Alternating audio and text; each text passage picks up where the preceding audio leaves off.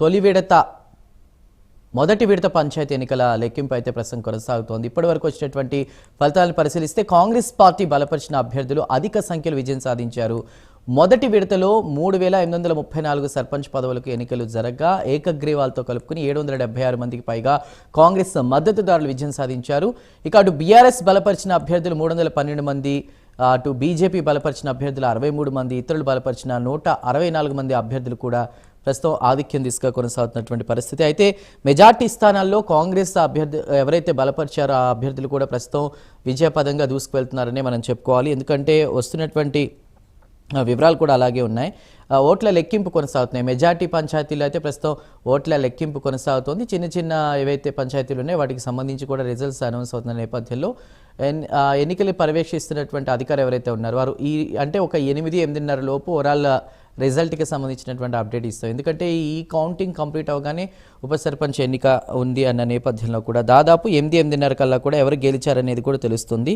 So ఏది ఏమైనా ఆ కౌంటింగ్ తర్వాత ఎలాంటి విజయోత్సవ ర్యాలీలు కావచ్చు అలాంటిది ఏది అనుమతి లేదు అనేది కూడా స్పష్టం అవుతోంది. సో ఏది కూడా లా అండ్ ఆర్డర్ బ్రేక్ చేయడానికి లేదు. సో డెమోక్రటిక్ ప్రాసెస్లోనే కౌంటింగ్ అంతా కూడా కొనసాగుతుంది. అంటే ఒక్కసారి మన దగ్గర ఉన్నటువంటి పర్సంటేజ్ విషయానికి వస్తే ఖమ్మం వైజ్గా 86.95%, పెద్దపల్లి 82.27%, ఆదిలాబాద్ 69.1%, అదేవిధంగా జయశంకర్ భూపాలపల్లి 82.2%, మంచిర్యాల 77.34%, ములుగు 73.57%, వరంగల్ 81.2%, హనుమకొండ 81.39%, నల్గొండ 81.63%, సూర్యాపేట 87.77%. మిగతా అంటే లైన్లో ఉన్నవారు ఎవరైతే ఉన్నారో కొంత ఆలస్యంగా రావడంతో కూడా కౌంటింగ్ ప్రాసెస్ లేట్ అయింది. ఏదేమైనా కూడా ఫస్ట్ ఫేజ్కి సంబంధించి చూసుకున్న 189 మండలాల్లోని 3834 పంచాయతీలకు సంబంధించిన కౌంటింగ్ ప్రాసెస్ కొనసాగుతుంది. ఒక 8-8:30 కల్లా కూడా వచ్చేటువంటి అవకాశం ఉంది రిజల్ట్. అయితే ప్రస్తుతం మెజార్టీ స్థానాల్లో మనం చూసుకుంటే కనుక కాంగ్రెస్ బలపరిచిన అభ్యర్థులు ఆధిక్యం దిశగా దూసుకుపోతున్నారు. తండాల్లో కావచ్చు, గూడాల్లో కావచ్చు కాంగ్రెస్ అభ్యర్థుల జోరు కొనసాగుతుందని మనం చెప్పుకోవాలి. మేజర్ పంచాయతీలు మినహా చిన్న చిన్న పంచాయతీలకు సంబంధించిన రిజల్ట్ అయితే ఇప్పటికే వాళ్ళు ఎవరైతే ఏకగ్రీవాలతో కొంతమంది విన్ ఉన్నటువంటి పరిస్థితి ఉందో వాళ్ళందరూ కూడా సెలబ్రేషన్ చేసుకున్నటువంటి పరిస్థితి. సో మాట్లాడదాం, దానిపై చర్చిద్దాం. ఇవాళ మన డిబేట్లో జాయిన్ అవుతున్నారు టి జితేందర్ రెడ్డి గారు, రాష్ట్ర కాంగ్రెస్ సేవాదళ అధ్యక్షుడు. జితేందర్ రెడ్డి గారు నమస్కారం అండి, వెల్కమ్ టు ప్రైమ్ డిబేట్. అదేవిధంగా విజయ్ సునీత గారు, బీజేపీ అధికార ప్రతినిధి. సునీత గారు నమస్కారం. మరియు అందే సత్యం గారు, ప్రముఖ రాజకీయ విశ్లేషకులు. సత్యం గారు నమస్కారం, వెల్కమ్ టు ప్రైమ్ డిబేట్. మరికొద్దిసేపట్లో మనకి ఉపేందర్ గారు జాయిన్ అవుతారు, బీఆర్ఎస్ సీనియర్ నాయకులు. ముందుగా జితేందర్ రెడ్డి గారితో మాట్లాడే ప్రయత్నం చేద్దాం. జితేందర్ రెడ్డి గారు, ఒక 8-8:30 కల్లా కూడా ఓవరాల్ రిజల్ట్ వచ్చే అవకాశం ఉందని చెప్పి అధికారి చెప్పినటువంటి పరిస్థితి. సో ఏది ఏమైనా మెజార్టీగా కాంగ్రెస్ విజయపదం వైపు దూసుకువెళ్తుంది అన్నటువంటి అప్డేట్ అందుతోంది. దీనికి సంబంధించి మీరేం మాట్లాడతారు? ముందుగా మీకు ప్యానెల్లో ఉన్న వారికి నమస్కారం అండి. అదేవిధంగా ప్రైమ్ నైన్ న్యూస్ ఛానల్స్ ప్రేక్షకులకు అందరికీ ఇది ఊహించిందే అండి. ఎందుకంటే ఈరోజు 2 సంవత్సరాలలో అనేక ప్రజాదరణ అయినటువంటి పథకాలను ప్రవేశపెట్టడం జరిగింది.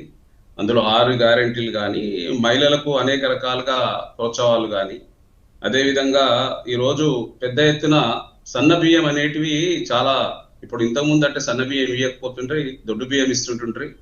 కాబట్టి సన్న బియ్యం కూడా ఈరోజు కడుపు నిండా అన్నం తినేయగలుగుతున్నారు బడుగు బలహీన వర్గాలు, పేదవారు. కాబట్టి సంక్షేమ సంఘ ఫలాలు అనేటివి ప్రజల దగ్గరికి చాలా వేగంగా పోయినాయి. కాబట్టి ఈ మధ్యన జరిగినటువంటి ఎలక్షన్స్, సికింద్రాబాద్ కంటోన్మెంట్ ఎలక్షన్స్ కానీ, జూబ్లీస్ ఎలక్షన్స్ కానీ, ఈరోజు సర్పంచ్ ఎలక్షన్స్ కానీ, ఇది కాంగ్రెస్ పార్టీకి ఒక నిదర్శనం. కాంగ్రెస్ పార్టీ ప్రజల పక్షాన ఉంటది. ఈ దేశాన్ని, ఈ రాష్ట్రాన్ని చాలా కాలం పరిపాలించింది. ప్రజలకు చాలా పెద్ద ఎత్తున అనేక కార్యక్రమాలు ప్రవేశపెట్టి ప్రజల కోసం పనిచేసింది. సన్న బియ్యం కానీ, ఇందిరమ్మ ఇండ్లు కానీ, అదేవిధంగా ఉచిత విద్యుత్ కానీ, ఉచిత బస్సు ప్రయాణం కానీ, 500 గ్యాస్ సిలిండర్ కానీ, 6 లక్షల 50 లక్షల రేషన్ కార్డు, ఈరోజు 3,20,00,000 మందికి బియ్యాన్ని ఇస్తున్నాం. అదేవిధంగా జనగణన, కులగణన కానీ, మరి మెట్రో కానీ, ఇలా చాలా ఫ్యూచర్ సిటీ కానీ, ఇలా చెప్పుకుంటూ పోతే చాలా విషయాలలో ప్రభుత్వ పరంగా ముఖ్యమంత్రి గారు చాలా మంచి కార్యక్రమాలు తీసుకొని, మంచి పథకాలు తీసుకొని, మరి మహిళల కోసం ఈరోజు పెద్ద ఎత్తున మహిళా సాధికారిత అని 19,000 కోట్ల రూపాయలు మరి ఇది ఇచ్చారు. అదేవిధంగా రాబోయే కాలంలో ఇందిరా మహిళా శక్తి అనే విషయంలో పెట్రోల్ బంకులు కానీ, సోలార్ ప్లాంట్లు కానీ, అద్దె బస్సులు కానీ, ఇంటిగ్రేటెడ్ స్కూల్ నిర్వహణ కానీ, హాస్టల్ విద్యార్థుల దుస్తుల తయారీ విషయం కానీ, ఇట్లా చాలా విషయాలలో మరి సంక్షేమ విషయంలో ఒకవైపు అభివృద్ధి, ఒకవైపు సంక్షేమం. ఈ మధ్య కాలంలో చూసిండ్రు, ఇంతకుముందు 2 లక్షల కోట్ల పెట్టుబడుల విషయం ఆకర్షించే విషయంలో అప్పుడు చేశారు. మరి ఈ రోజు చూస్తే మరి అదేవిధంగా మొన్న జరిగినటువంటి తెలంగాణ రైజింగ్ గ్లోబల్ సమితి అనేది ఎంత గొప్పగా ఈ రోజు దాదాపుగా 5 లక్షల కోట్ల రూపాయలు ఈ రోజు పెట్టుబడులు వచ్చినాయి. టోటల్ గా ఒక 7 లక్షల కోట్ల రూపాయలు పెట్టుబడిగా రావడానికి ఈ రోజు ఉన్నాయి. కొన్ని ఇంప్లిమెంట్స్ అవుతున్నాయి, ఇంకా ఇంప్లిమెంట్ కావాల్సినవి ఉన్నాయి. మీరు ముఖ్యమంత్రి గారిది ఒకటేనండి, ఈ రోజు కాంగ్రెస్ పార్టీ కానీ ముఖ్యమంత్రి కానీ ఒకటే, 2047 వరకు దీని ఎకనామికల్ గా తలసరి ఆదాయం ఈ రోజు 4,30,000 రూపాయలు ఉంది తలసరి ఆదాయం. 2047 వరకు దీన్ని 24,30,000 తీసుకెళ్లాలనే ఒక సంకల్పంతో ముందుకు పోతున్నాం. ఈ రోజు భారతదేశంలో జీడిపి రూపకంగా కూడా ఈ రోజు 5% ఉంది, రాబోయే కాలంలో 10% అవుతుంది. అదేవిధంగా ఈ రోజు అనేక సంక్షేమ ఫలాలు అందించడానికి మేము ముందుంటున్నాం.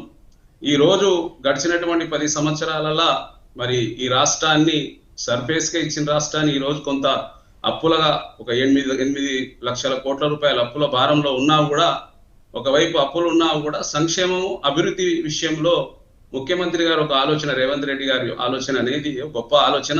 దీనికి ప్రజలు సపోర్ట్ పలుకుతూ 2 సంవత్సరాలలో మరి ఈ రోజు ఉన్నటువంటి ప్రతిపక్షం వారు అనేక రకాల ఆరోపణలు చేశారు. ఈ రోజు అయిపోయింది, ఓడిపోతారు, ప్రజాదరణ లేదు. ఈరోజు చూడండి, గ్రామ పంచాయతీలో మరి గొప్పగా ఈ రోజు మరి కాంగ్రెస్ పార్టీ సమర్థించినటువంటి వార్డు మెంబర్లు కానీ, అదేవిధంగా సర్పంచులు కానీ ఇది గెలుస్తున్నారు, చూస్తున్నారు కదా. ఈ రోజు రిజల్ట్స్ ఇంకా కొంతసేపట్లో వస్తాయి. ఇప్పటికీ దాదాపుగా ఒక 4,236 గ్రామ పంచాయతీ ఎలక్షన్స్ లో ఇప్పటికీ 815 రిజల్ట్ దాదాపు కాంగ్రెస్ గెలుచుకోవడం అయింది. కాబట్టి మేము ఇంకా చాలా పెద్ద ఎత్తునే మరి గెలుస్తాము. రాబోయే కాలంలో సంక్షేమ ఫలాలు అందే విషయంగా ప్రజలందరికీ తోడ్పాటును అందిస్తాము. ఈరోజు అందరికీ, రైతులకు కానీ ప్రజలకు కానీ, రకరకాలుగా ఉన్న వాళ్ళందరికీ, ప్రజలందరికీ సంక్షేమ ఫలాలు అందిస్తూ అభివృద్ధి కాంక్షిస్తూ అభివృద్ధి పదంగానే పోతాం. రాబోయే ఒక 10-20 సంవత్సరాలు కాంగ్రెస్ పార్టీ ఈ రాష్ట్రంలో పరిపాలిస్తుంది. మా యంగ్ అండ్ డైనమిక్ లీడర్స్ అయినటువంటి రేవంత్ రెడ్డి గారు, మా పార్టీ అధ్యక్షులు మహేష్ కుమార్ గౌడ్ గారు కూడా చక్కగా ఇటు పార్టీని, అటు ప్రభుత్వాన్ని, ప్రజల్ని చక్కగా పరిపాలిస్తారు. రాబోయే కాలంలో ఇది మీరు చూడండి, ఇది గ్రేటర్ హైదరాబాద్ కూడా అనేక రకాలుగా ఈ రోజు మచిలీపట్నం వరకు 12 రోడ్స్ 12 రోడ్లు కూడా వేయడం, ఒక పోర్ట్ ను తీసుకోవడం, మరి ఇక్కడ ఉన్నటువంటి ఫ్యూచర్ సిటీని 30,000 ఎకరాలలో నిర్మించి ఆర్థికంగా బలంగా ఉన్నప్పుడే రాష్ట్రాలు కానీ దేశం కానీ అభివృద్ధి చెందుతుంది. కాబట్టి ఈ రోజు సంపద సృష్టించాలని ఒక ఆలోచన, సంపద సృష్టించాలి, పంచిపెట్టాలి ప్రజలకు అన్నట్టుగా ఒక సంక్షేమ పథకం రూపకంగానే, సంక్షేమ ఫలాలు అందే రూపకంగానే ఈ రోజు కాంగ్రెస్ పార్టీ ప్రయత్నం చేస్తుందండి. రైట్ మాట్లాడదాం. విజయశాంతి గారు, మీరేమంటారు? అంటే మేజర్ పంచాయతీల కౌంటింగ్ ప్రస్తుతం కొనసాగుతున్నటువంటి పరిస్థితి, పోలింగ్ లేట్ అవడంతో కూడా, అయితే 9 ఓట్లు 12 ఓట్లు 1 ఓటు తేడాతో కూడా గెలిచినటువంటి దాఖలాలు ఉన్నాయి. అంటే దాన్ని మీరు ఏ విధంగా చూస్తారు? అంటే కాంగ్రెస్ ఏదైతే అధికార బలం ప్రయోగించిందా ఏంటి, ఏం మాట్లాడతారు? నమస్తే అండి. ఈరోజు ప్యానెల్లో పాల్గొన్న పెద్దలకు, మీకు, ప్రైమ్ 9 ప్రేక్షకులందరికీ గుడ్ ఈవినింగ్ అండి. ఇప్పుడు సర్పంచ్ ఎలక్షన్ల రిజల్ట్స్ చూస్తూ ఉన్నాము. ఈ ఏదైతే సర్పంచ్ ఎలక్షన్లు ఉన్నాయో సార్, ఇవి పార్టీ రహితంగా జరిగే ఎలక్షన్లు కాదు. ఇది ఓన్లీ పార్టీలకు అతీతంగా గ్రామ పంచాయతీ స్థాయిలో జరిగే ఎలక్షన్లు అయినా కూడా ఇప్పుడు ఇంకా 3 సంవత్సరాల గవర్నమెంట్ ఇక్కడ కాంగ్రెస్ పార్టీది ఉంది కాబట్టి కొంత ఖచ్చితంగా వాళ్ళకి మొగ్గు ఉంటది. కానీ బ్రదర్ చెప్పినట్టుగా వీళ్ళ డెవలప్మెంట్ చూసి ఓట్లు వేసిండని అనుకోవడం మాత్రం అది ఒక భ్రమ. ఎందుకు అంటే ఇప్పుడు ఓట్లు పెట్టింది మేము అన్ని గ్రామాలకు, ఏదైతే మేము ఇచ్చిన 6 గ్యారంటీలు 420 హామీలు మేము అన్ని నెరవేర్చినాం, మేము అన్ని రకాలుగా గ్రామ స్థాయిలో గ్రామాలను డెవలప్ చేసినాం అనే ఎలక్షన్లకు పోలేదు. అది మనకు తెలిసిన విషయమే. ఎందుకు అంటే ఏమన్నంటే ముఖ్యమంత్రి గారు నా దగ్గర పైసలు లేదు, నన్ను కోసిన రూపాయి రాలేదు, నాకు ఏ బ్యాంకు నాకు అప్పులు ఇవ్వట్లేదు, నన్ను దొంగలాగా చూస్తున్నారు, చెప్పులు ఎత్తుకపోయి దొంగలాగా చూస్తున్నారని మనకు గతంలోనే చెప్పారు. నేను 100 రూపాయలు కూడా ఖర్చు పెట్టే పరిస్థితి లేదని చెప్పారు. వాళ్ళ ఎమ్మెల్యేలు ఏం చెప్పారు, మాకు నియోజకవర్గ డెవలప్మెంట్ ఫండ్స్ ₹1 కూడా ఇవ్వట్లేరు, మేము గ్రామాలకు పోయే పరిస్థితే లేదని చెప్పడం స్వయంగా వాళ్ళ ఎమ్మెల్యేలు చెప్పారు. నేను కాదు, మీరు కాదు, వాళ్ళ ఎన్ఎం శ్రీనివాసరెడ్డి గారు కానీ, కోమటిరెడ్డి రాజగోపాల్ రెడ్డి గారు కానీ వీళ్ళంతా చెప్పిన మాటలు మనకు తెలిసిన విషయమే. ఇప్పుడు ఏంది అంటే సార్, కాంగ్రెస్ ఇది వచ్చేసి పార్టీ రహితమైన ఓట్లైనా కూడా వాళ్ళు ఎక్కడైనా పుట్టని, మా దొడ్లోకి వస్తే చాలు, మా దొడ్లో ఉంటే చాలు అన్నట్టు గత ప్రభుత్వం కూడా అదే చేసింది. అక్కడ గెలిచిన వాళ్ళందరి కండవాళ్ళు కప్పి మేమే గెలిచినాం అని చెప్పింది. దానివల్ల ఏం జరిగింది సార్, అన్ని బీఆర్ఎస్ గవర్నమెంట్ గెలిచినా కూడా ఎమ్మెల్యేలు అందరూ ఓడిపోయినారు. మనం చూసినాం, ఈ అర్బన్ ప్లేస్లలో తప్ప రూరల్ ప్లేస్లలో మొత్తం బీఆర్ఎస్ ఓడిపోయింది. ఇక్కడ నేనేమంటున్నంటే, మీ డెవలప్మెంట్ చూసి ఏం కాదు, అది గ్రామ పంచాయతీ స్థాయిలో అక్కడ క్యాండిడేట్లను బట్టి, వాళ్ళు చేసే సేవను బట్టి, వాళ్ళు ఆ ఊరికి పడే ఉపయోగం బట్టి కొంత ఓటు జరిగింది. మీ ముఖ్యమంత్రి గారు కాలుకు బల్పం కట్టుకొని ఒక్కొక్క జిల్లాకు పోయి, నేను ఇంకా ఎట్లా అంటే మొత్తము ఇది చేస్తా అది చేస్తా, మీకోసం నేనున్నా, మీరు నన్ను ఎదిరించి అడగండి, నన్ను ఇట్లా కూర్చోబెట్టి అడగండి, నిలబెట్టి అడగండి అని ఇక ఇండైరెక్ట్ గా ఇక ఆయన ఇచ్చిన వాగ్దానాలు ఇస్తున్నావు, నేను తప్ప ఇంకేమీ గతి లేదన్నట్టుగా మాట్లాడుకొచ్చిండ్రు. అంతా మీరు డెవలప్మెంట్ చేస్తే ఏ గ్రామంలో అయినా కనీసం పారిశుద్ధ్యం ఉందా అండి?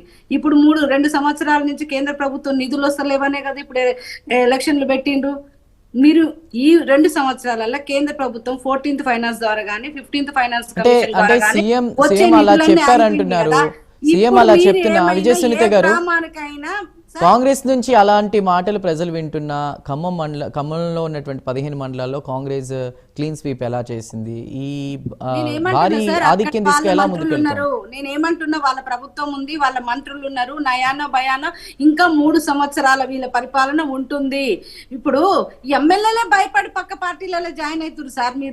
మీరు చూడట్లేదా, డెవలప్మెంట్ ఫండ్స్ ఇవ్వట్లేదు, అవి ఇవ్వట్లేదు, ఇవి ఇవ్వట్లేదు, ఏదో మనం దూడగడ్డి కోసం ఏడుకోపోయినా అన్నట్టుగా ఇప్పుడు ఎమ్మెల్యేలే భయపడి గవర్నమెంట్ ఇంకా 5 సంవత్సరాలు ఉంటది, ఇంకా 3 సంవత్సరాలు ఉంటది, మాకు డెవలప్మెంట్ ఫండ్స్ రావట్లేవు, మాకు పనులు కావట్లేవు అని గవర్నమెంట్ ఏది ఉంటే దాంట్లోకి జంప్ అవుతున్నారు. ఇక వీళ్ళదేముంది సార్ చెప్పండి? ముఖ్యమంత్రి ఇంకా ఈ ప్రభుత్వం ఇంకా 3 సంవత్సరాలు ఉంటది కాబట్టి మొగ్గు వాళ్ళ సైడ్ ఖచ్చితంగా ఉంటది. ఒకవేళ రేపు ఇంకా బీఆర్ఎస్ నుంచి అయినా, బీజేపీ నుంచి అయినా, ఇంకా ఇండిపెండెంట్లు అయినా, ఇంకా ఏ పార్టీ నుంచి గెలిచిన వాళ్ళైనా కూడా అందరూ ఆ పార్టీకి అనుకూలంగానే మారిపోతారు. ఎందుకు అంటే ఇప్పుడు పెట్టిన ఖర్చులు చూసినాము, గతంలో సర్పంచులకు పైసలు ఇవ్వని వాళ్ళని కూడా చూసినాము, వాళ్ళని ఎంత వేంచక తిన్నారో చూసినాము, వాళ్ళని ఎంత వేధించినో చూసినాము, భయపెట్టి వాళ్ళని నిధులు ఇవ్వకుండా వాళ్ళ అన్ని కేసులలో ఇరికించి రకరకాలుగా ప్రలోభాలు పెట్టి వాళ్ళని వాళ్ళ పార్టీలలో చేసుకున్న సందర్భం కూడా చూసాము. ఇప్పుడు ఏంది, ముఖ్యమంత్రి గారు ప్రత్యక్షంగా జిల్లాకు తిరిగి చెప్పడం జరుగుతుంది, ఖచ్చితంగా మొగ్గొస్తుంది. ఇదేదో మనకు వాళ్ళు స్వచ్ఛందంగా వీళ్ళ డెవలప్మెంట్ చూసిండ్రని వేసిండ్రు అనే దానికి ఒక్క ఆస్కారం కూడా లేదు సార్. ఎందుకు అంటే ఇప్పుడు నేను మా గ్రామం పోయినాను, మా గ్రామంలో ఈ రోజు ఓటింగ్ జరుగుతుంటే నేను ఉన్నాను. అక్కడ బీఆర్ఎస్ గెలిచింది, కాంగ్రెస్ పార్టీ గెలవలే. కోమటిరెడ్డి వెంకటరెడ్డి నియోజకవర్గం, అది నా సొంత గ్రామం. అక్కడ బీఆర్ఎస్ వచ్చింది, అక్కడ బీజేపీ కూడా ఏం రాలేదు. నేను వాస్తవంగానే చెప్తున్నా కాబట్టి కనీసం పారిశుద్ధ్య కార్యక్రమానికి కానివ్వండి సార్, లైట్లకు కానివ్వండి, అక్కడ వాటర్ కానివ్వండి, 100 రూపాయలు డెవలప్మెంట్ కోసం రిలీజ్ చేయలేదు సార్. అక్కడ ఊరంతా బతుకమ్మ పండగ ఆడితే ఊర్లో ఉన్న వాళ్ళం మేము ఊడ్చుకొని బతుకమ్మలు పెట్టుకున్న పరిస్థితి ఉంది సార్ అక్కడ. ఇంకా అదే డెవలప్మెంట్ అంటారా? దాన్ని చూసే ఓటేసిండ్రు అంటారా? చెప్పండి. మా పక్క చుట్టుపక్కల గ్రామాలలో మా బంధువులే ఉంటారు కదా, మేము ఖచ్చితంగా పోయి చూస్తూ ఉంటాం కదా. ఏ గ్రామంలోన్నా మీరు ఇంత ఈ 2 సంవత్సరాల నుంచి గిన్ని వేల రూపాయలు, గిన్ని లక్షల రూపాయలు మాట్లాడబోయే ముందు దాదాపు ఇప్పుడు మనకి ఉన్నటువంటి అప్డేట్ ప్రకారం 45,15,000కు పైగా కూడా ఓట్లు పోలయ్యాయి. పూర్తి ఫలితాలు అర్ధరాత్రికి వచ్చే సమయం ఉంది. పర్సంటేజ్ విషయం చూసుకుంటే 84% పైగా ఉంది. సత్యం గారు, ఓవరాల్గా చూసుకునే 84% పైగా కూడా పోలింగ్ నమోదైనటువంటి పరిస్థితి. అంటే గ్రామీణ ప్రాంతాల్లో చూసుకుంటే ఇది ఎక్కువ తక్కువ, సెకండ్ థర్డ్ ఫేజ్లో అంటే ఏమన్నా పెరిగే అవకాశం ఉందా?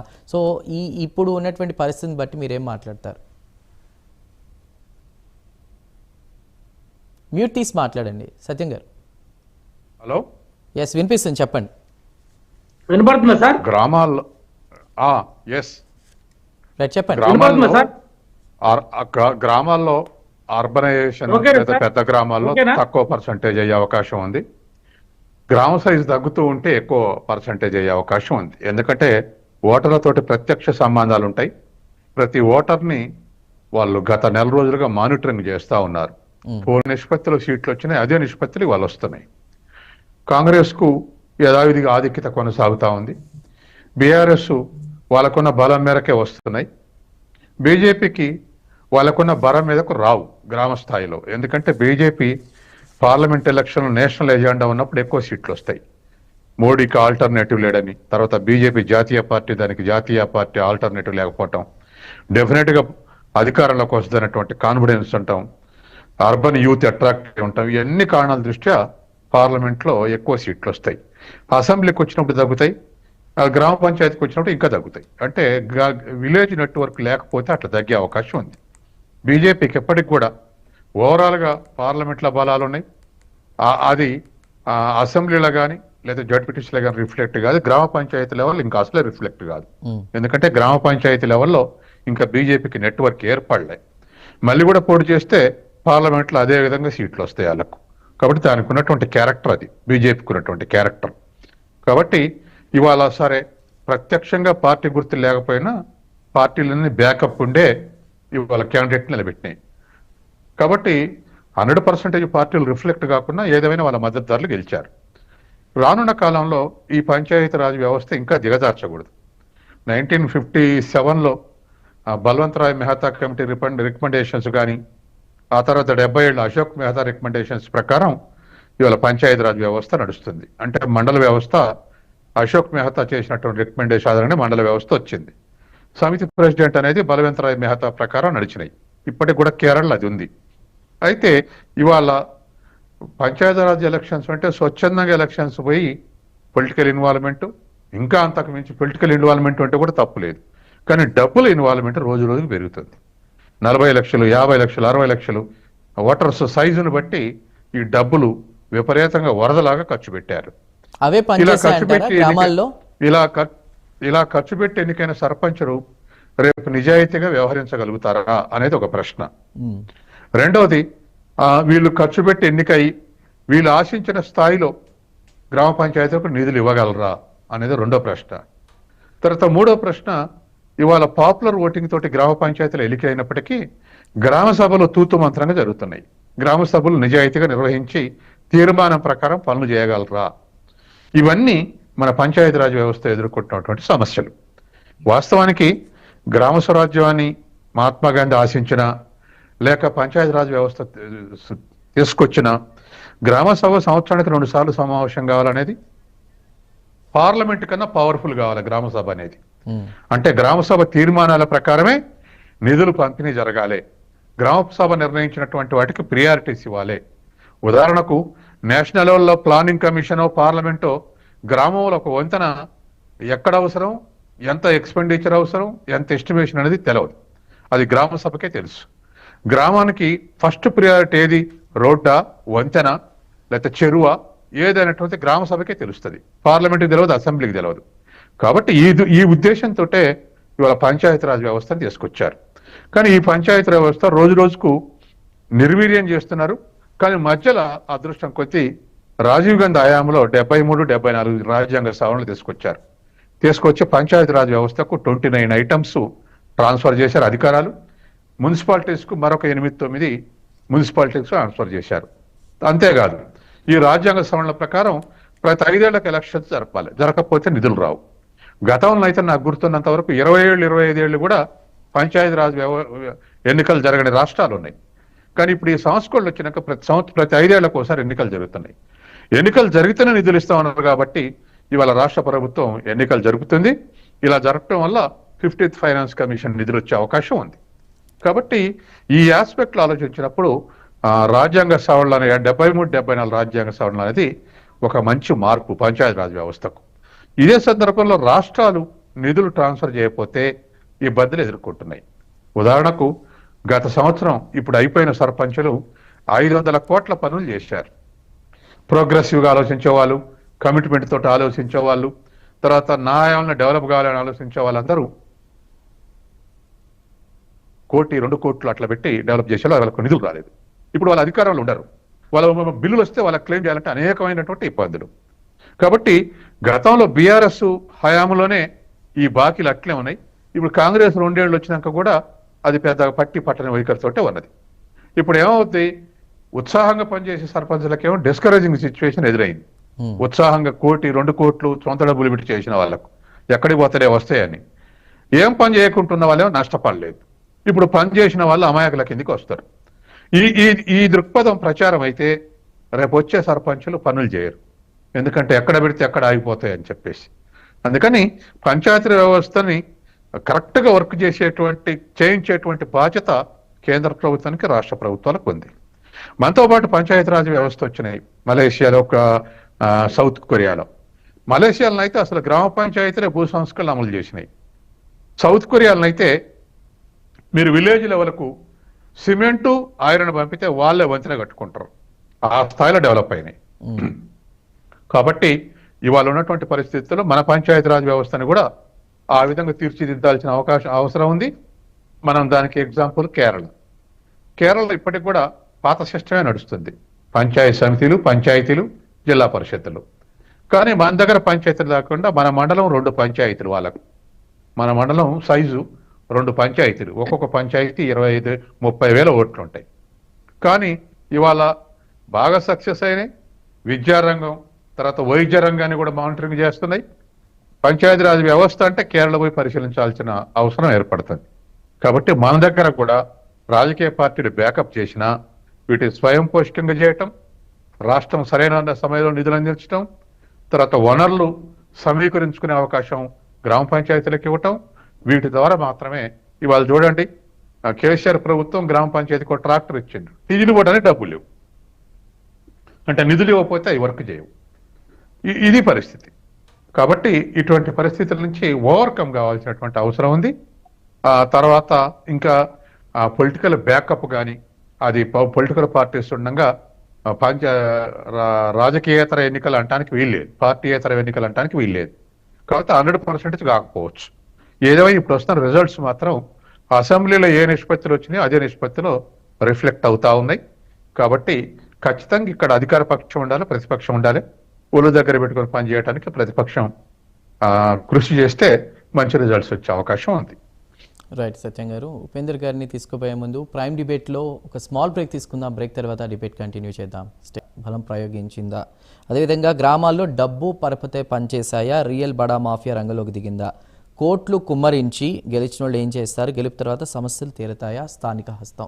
అంటే ఇప్పటివరకు ఉన్న పర్సంటేజ్ చూసుకుని 84% పైగా కూడా ఉంది. దాదాపు 40,15,000 పైగా మంది అంటే పైచిలకు వాళ్ళు ఓటింగ్లో పాల్గొన్నారు. సో ఇక రిజల్ట్ విషయానికి వస్తే ఈరోజు అర్ధరాత్రి వరకు కూడా, ఇందాక మనం 8 లేదా 8:30 అనుకున్నాం, అర్ధరాత్రి అయ్యే అవకాశం కూడా ఉందంటున్నారు. సో మాట్లాడదాం. బీఆర్ఎస్ నుంచి ఉపేందర్ గారు ఉన్నారు. ఉపేందర్ గారు, తెలంగాణ పల్లె జనం అంతా కూడా బీఆర్ఎస్ వైపే ఉన్నారని మొదటి నుంచి చెప్పుకుంటూ వస్తున్నారు. ప్రస్తుతం ఇప్పుడు ఉన్నటువంటి ఈ కౌంటింగ్ విషయంలో మీరేం మాట్లాడతారు? హస్తం పార్టీ జోరు కనిపిస్తున్న నేపథ్యంలో ఉపేందర్ గారు. నమస్కారం అండి, చెప్పండి. వినపడుతుందా సార్? వినపడుతుందా? వినిపిస్తుంది, చెప్పండి. ప్యానెల్లో ఉన్న పెద్దలకు, అదేవిధంగా మీ ప్రైమ్ 9 ప్రేక్షకులకు ముఖ్యంగా ముందు నమస్కారాలు తెలియజేస్తూ, అయితే ఈరోజు జరిగినటువంటి ఈ లోకల్ బాడీ ఎలక్షన్స్ ఏదైతే ఉన్నదో, వస్తున్నటువంటి రిజల్ట్ని మనం గమనిస్తే 2 సంకేతాలు మనకు కనపడతా ఉన్నాయి.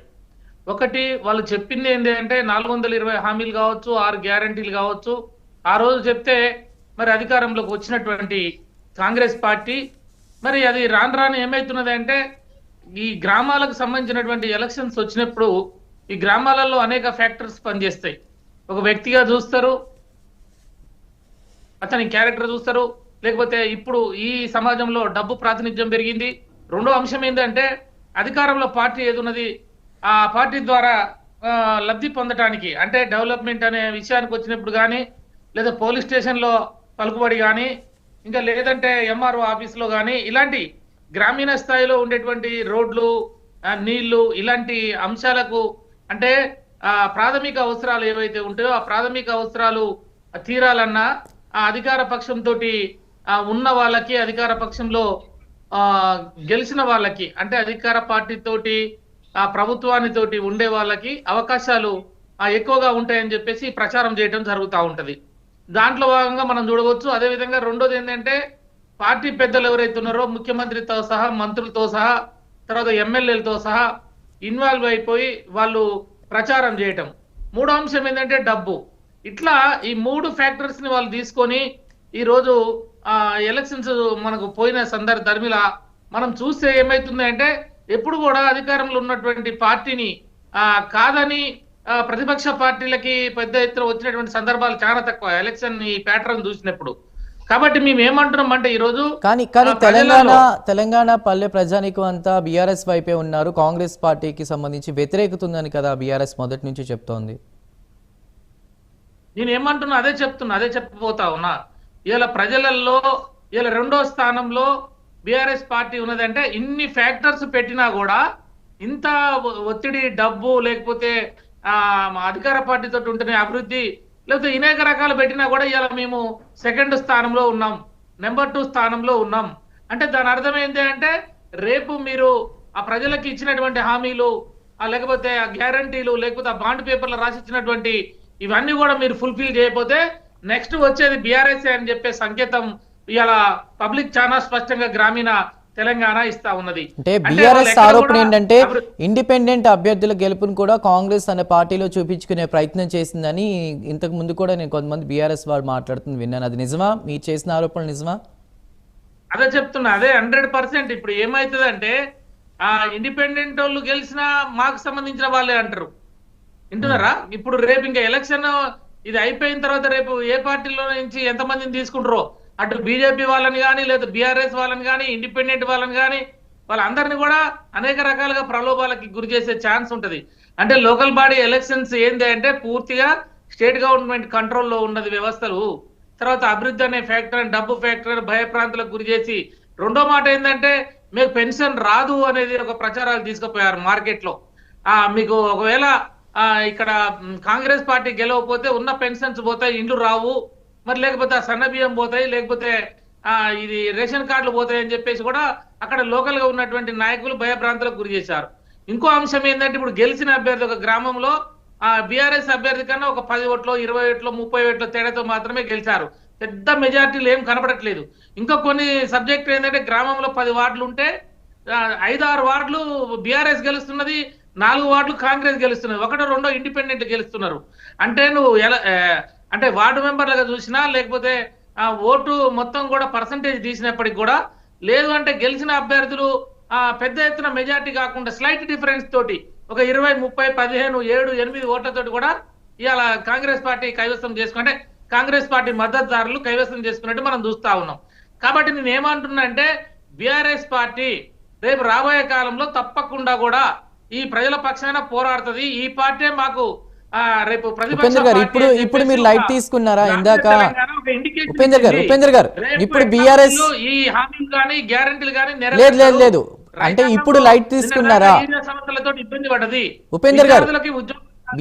బీఆర్ఎస్ ఇప్పుడు లైట్ తీసుకుంది. ఎందుకంటే అందే సత్యం గారు అన్నారు పంచాయతీల్లో సమస్యలు చాలా ఉన్నాయి, గ్రామ సభలు అవి సరిగా నిర్వహించట్లేదు, అవన్నీ ప్రజల్లోకి తీసుకువెళ్లే ప్రయత్నం బీఆర్ఎస్ చేయలేదా? మేము చేస్తున్నామండి, తప్పకుండా మేము చేస్తూనే ఉన్నాము. మేము గ్రామీణ వాతావరణంలో కనీసం ట్రాక్టర్లో డీజిల్ పోయటానికి ఇంతకుముందు సార్ చెప్పారు, సత్యం సారు, డీజిల్ పోయటానికి డబ్బులు లేనటువంటి పరిస్థితి తీసుకొచ్చారు.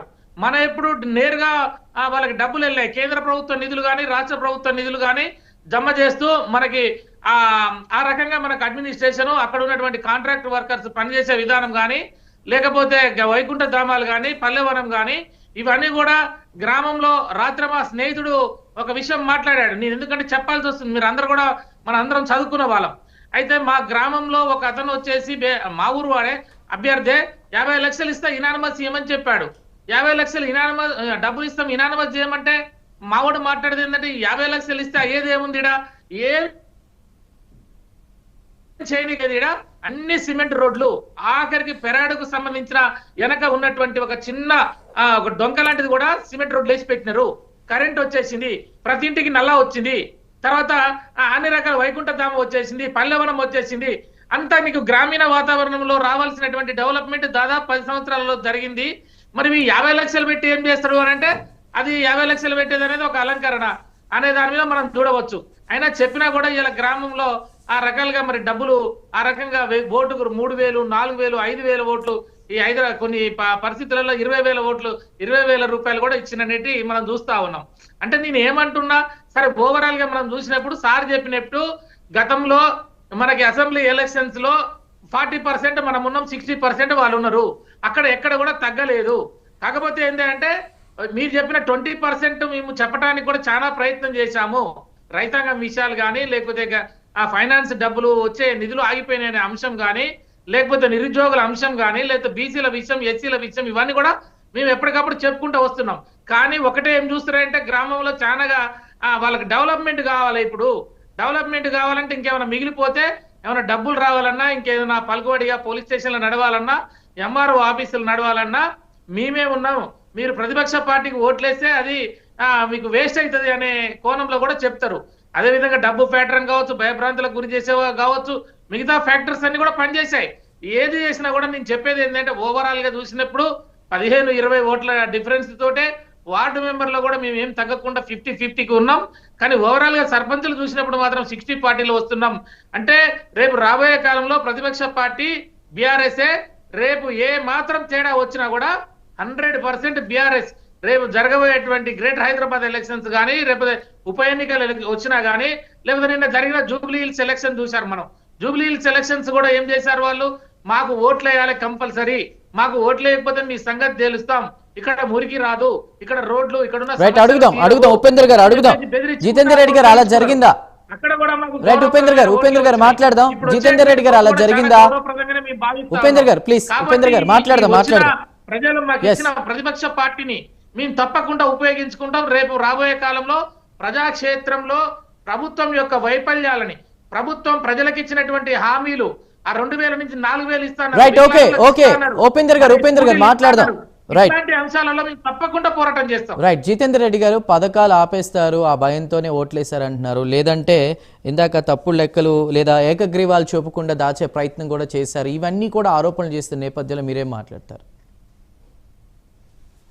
చూడండి, బీఆర్ఎస్ 2023 నుంచి పతన అవస్థ మొదలైపోయింది. వారు చేసినటువంటి నిర్వాకాలు, కుటుంబ సమస్యలు, ఆ కుటుంబంలో ఉన్నటువంటి వాళ్ళు తండ్రి, బిడ్డే, అల్లుడు, కొడుకు, కుటుంబ పరిపాలన అయిపోయిందండి. వాళ్ళు ఈ గ్రామ పంచాయతీల్ని చిన్న చిన్న తండాలుగా ఒక 600-800కు ఒక గ్రామ పంచాయతీని చేసారు. ఎందుకంటే సెంటర్ నుంచి నిధులు వస్తాయని.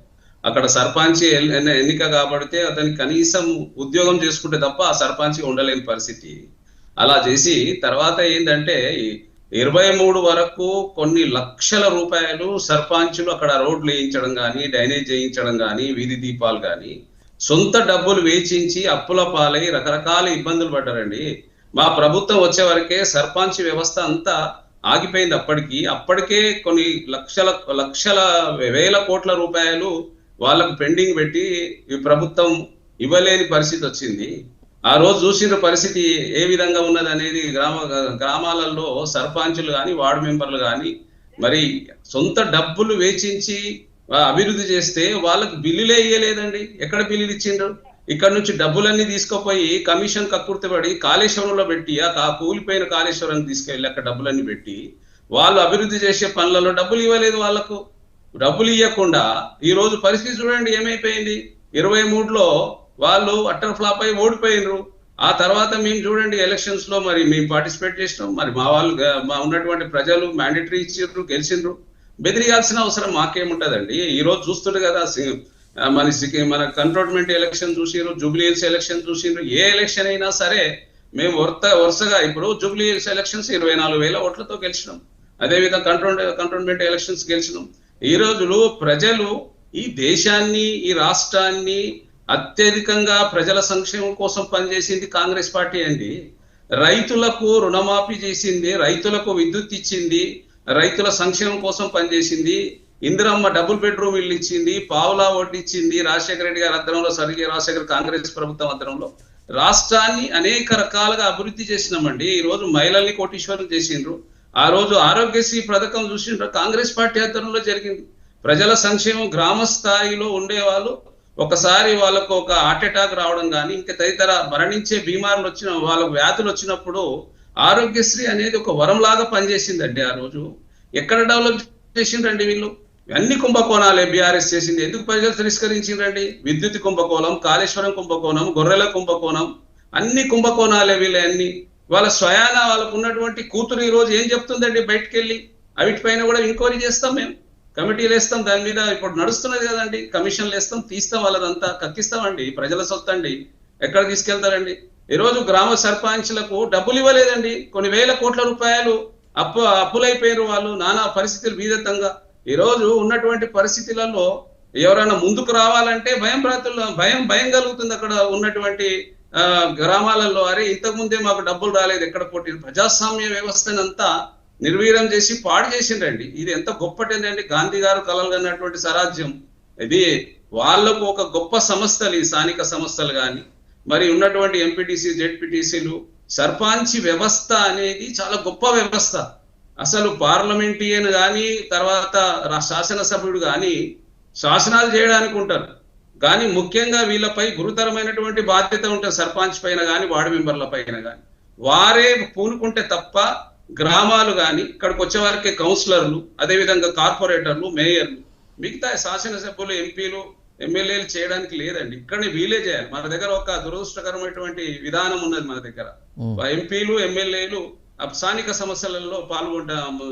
మరి ఒకటి చెప్పండి జితేందర్ గారు, అంటే గెలుపు తర్వాత రిజల్ట్ వచ్చినాక గెలుపు తర్వాత ఏమైనా చేంజ్ వచ్చే అవకాశం ఉందా? సమస్యలు తీరే అవకాశం ఉందా? సమస్యలు తీరుతాయి?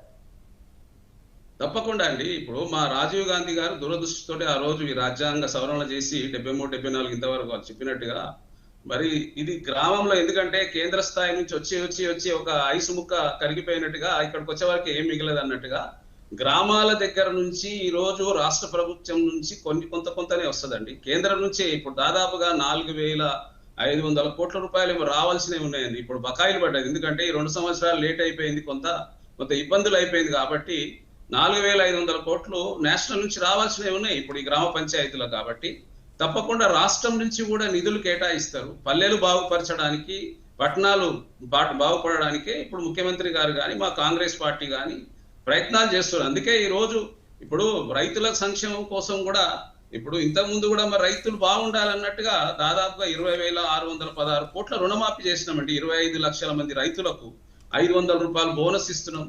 గ్రామాలలో వ్యవసాయం చేసే వాళ్ళు సస్యశ్యామంగా ఇప్పుడు ఉచిత విద్యుత్ అనేది రాజశేఖర రెడ్డి గారే మొదలుపెట్టింది. తర్వాత ఇక్కడ ఉన్నటువంటి బీఆర్ఎస్ పథకాలన్నింటినీ కూడా ఏ పథకాలను మేము ఆపలేదు.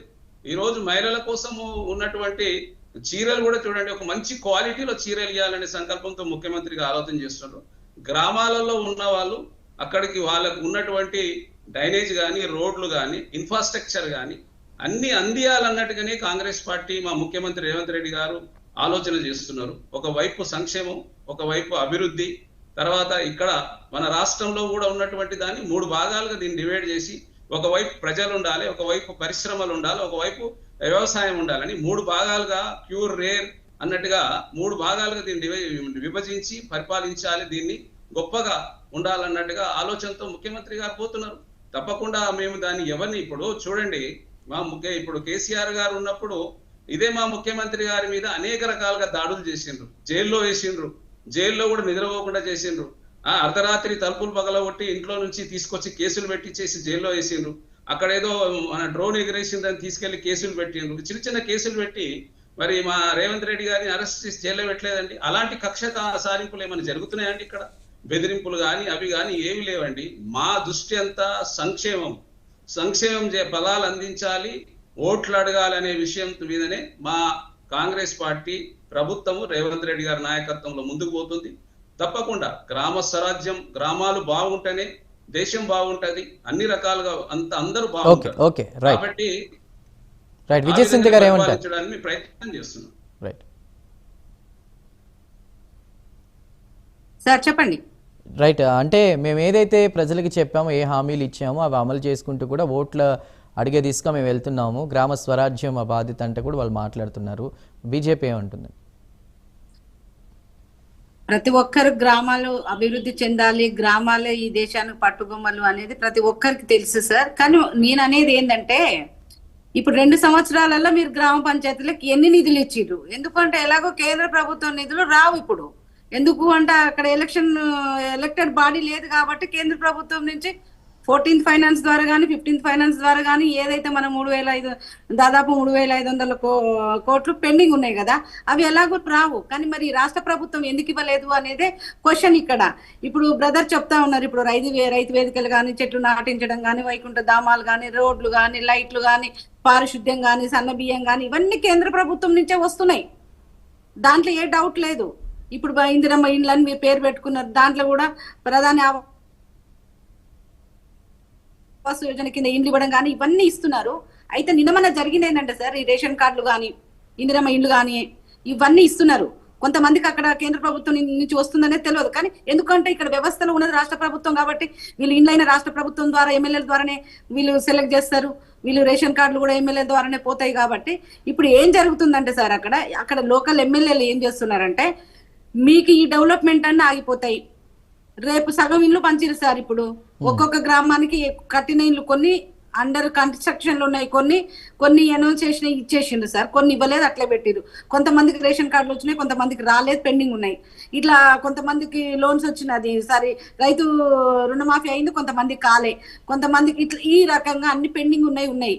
అయితే గ్రామాలలో ఎమ్మెల్యేలుగా అందరూ ఏ విధంగా తిరిగి ఏ విధంగా ప్రచారం చేస్తున్న సందర్భం మనం చూస్తున్నామంటే, రేపు ఇండ్లు రావు. ఇప్పుడు నేను ఎమ్మెల్యేగా ఉన్నా, ఆయనే కదా ఇవ్వాలి సార్, ఆ విషయం వాళ్ళకి తెలుసు. ఎందుకు అంటే నిన్న మొన్న ఇచ్చినవన్నీ వాళ్ళ ద్వారానే పంచిండ్రు కదా, రేషన్ కార్డులు కూడా వాళ్ళే కదా మీటింగ్లు పంచినారు. ఇవన్నీ ఆపేస్తారు కదా, ఆపేస్తామని డైరెక్ట్ మాట్లాడుతున్నారు, పైసలతోటి భయపెడుతున్నారు, పదవులతోటి భయపెడుతున్నారు, ప్రజల్ని ఒక భయాందోళనకు గురి చేస్తున్నారు. తప్పదు, ఇంకా 3 సంవత్సరాలు ఎలాగో వీళ్ళే ఉంటారు అనేది వాళ్ళకి తెలుసు. కాబట్టి సగానికి ఎక్కువ ఆ విధంగా పడ్డ ఓట్లే ఉన్నాయి సార్. నేను గవర్నమెంట్ కు అనుకూలంగా ఉంటది, అది ఖచ్చితంగా కొంత ఉంటది, కానీ వీళ్ళు చెప్పే డెవలప్మెంట్ చూసి అయితే ఏయట్లేదు సార్. ఈ విధంగా వాళ్ళు పానిక్ అయ్యేస్తున్నారు. మొన్న మనం నోటి ద్వారా విన్నాం సార్, ముఖ్యమంత్రి గారు నోటి ద్వారానే జూబ్లీ హిల్స్ ఎలక్షన్లలో వీళ్ళ డెవలప్మెంట్ చూసేసిందని అన్న చెప్తున్నాడు. ముఖ్యమంత్రి గారు స్టేజ్ ఎక్కి మైక్ పట్టుకొని ప్రజలకు ఏం చెప్పిండ్రు, మీరు కాంగ్రెస్ కు ఓటు వేయకుంటే మీకు సన్న బియ్యం రావు, మీకు రేషన్ కార్డులు రావు, రేపు వచ్చే ఇండ్లు రావు, మీకు వచ్చే రోడ్లు రావు అని స్వయంగా ముఖ్యమంత్రి గారు చెప్తున్నాక ఇంకా కొత్తగా వేరే వాళ్ళు ఏం చెప్పాల్సిన అవసరమే లేదు సార్. అక్కడ వీళ్ళు ఈ విధంగా ఓట్ బ్యాంకుని మార్చుకుంటున్నారు. ఇంకా ఇప్పుడు కొంతమంది ఆ పార్టీలో గెలిచిన వాళ్ళు ఉన్నారు, ఈ పార్టీలో గెలిచిన వాళ్ళు ఉన్నారు, ఇంకా ఇండిపెండెంట్ లో గెలిచిన వాళ్ళు, వాళ్ళని కూడా నయానో భయాన్నో వీళ్ళు కండవాళ్ళు కప్పుతారు రేపటి నుంచి మనం చూస్తున్నాము. కూడా చూసినాం. ఇంకా బీజేపీ దగ్గరకు వస్తుంది సార్. నేను గ్రామీణ స్థాయిలో గతం కంటే మేము బాగా పుంజుకున్నాము, బాగా రిజల్ట్ వస్తుంది మాకు. ఎందుకంటే గ్రామీణ స్థాయిలో కొంచెం మేము వీక్ గా ఉన్నమాట వాస్తవం.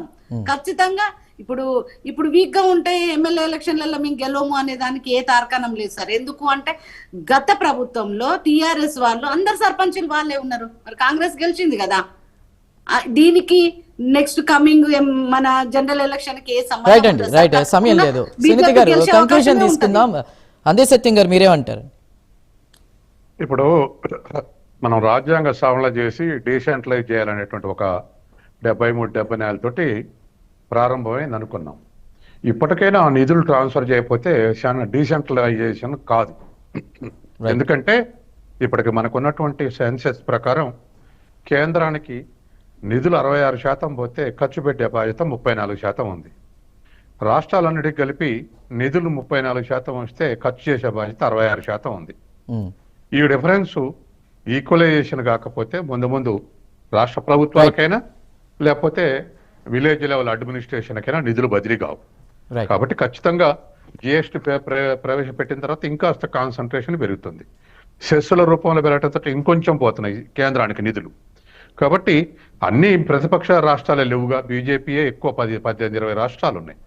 కాబట్టి ట్రాన్స్ఫర్స్ గ్రౌండ్ లెవెల్కు నిధులు ట్రాన్స్ఫర్ కాకపోతే పంచాయతీరాజ్ వ్యవస్థ అనామకంగా మిగులుతుంది.